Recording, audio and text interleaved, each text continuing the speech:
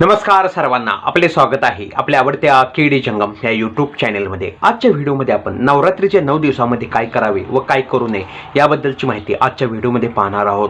प्रत्येक वर्षी मराठी महिन्यानुसार अश्विन महिन्यातील शुक्ल प्रतिपदेला देव बसतात किंवा घटस्थापना म्हणजे या दिवसापासून नवरात्री उत्सवास प्रारंभ होत असतो। त्यामुळे नवरात्री हा सण सर्वात पवित्र किंवा सात्विक सण मानला गेला आहे। आता पाहणार आहोत की ह्या 9 दिवसाचे म्हणजे नवरात्री म्हणजे 9 दिवसामध्ये आपण काय करू नये, नवरात्रीच्या 9 दिवसाबरोबर 9 दिवसामध्ये आपण कोणाबरोबरही कठोर वागू नये, तसेच भांडण तंटा वादविवाद इत्यादी प्रकारच्या गोष्टी आपण टाळाव्यात। तसेच एकामेकाबद्दल मनामध्ये कधीही या नवरात्रीच्या काळामध्ये द्वेष भावना ठेवू नये व तामसिक पदार्थाचे सेवन ह्या नवरात्रीमध्ये करू नये। तसेच मांसाहार किंवा जे मादक प्रिय आहेत इत्यादी ज्या गोष्टी आहेत त्या आपण वर्ज्य कराव्या व या नवरात्रीच्या काळामध्ये आपण ब्रह्मचार्याचे व्रताचे आपण पालन करावे।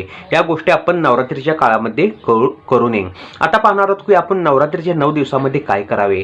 नवरात्रीच्या 9 दिवसामध्ये आपण नवरात्रीमध्ये आपण देवीसमोर 9 दिवस अखंड ज्योत प्रज्वलित करावे। तसेच आपण दररोज देवीची आपण आरती करावी।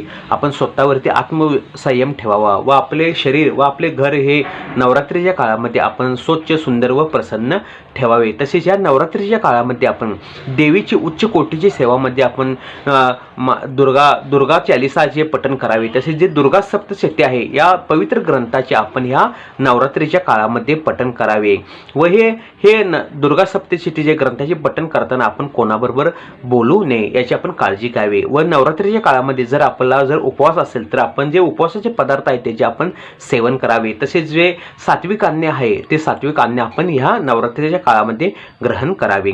व्हिडिओ पाहिल्याबद्दल आभार, धन्यवाद।